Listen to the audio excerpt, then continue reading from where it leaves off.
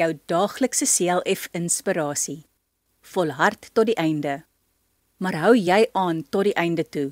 Jy sal te ruste gelê word, maar weer opstaan en jou bestemde deel ontvang in die eindtyd.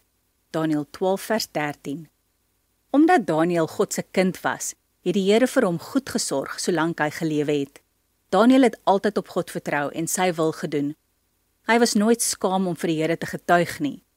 God het hom beloof dat as hy eendag sterf, hy sy regmatige deel sou ontvang. Dit is die ewige lewe. Ek en jy moet ook Daniël se voorbeeld volg. Hou aan om die Here te dien, vertrou op hom en God self sal jou beloon. Daar is geen groter prys as die ewige lewe nie. Dis die moeite werd om aan te hou tot die einde toe. Al is dit soms moeilik om altyd God se pad te loop. Glo net, God sien alles raak wat jy vir hom doen en nooit sal jy spyt wees as jy saam met God in die hemel kan woon nie. Kom ons bid saam. Here, help my om elke dag vir U te werk en om aan te hou totdat U self my kom haal. Amen.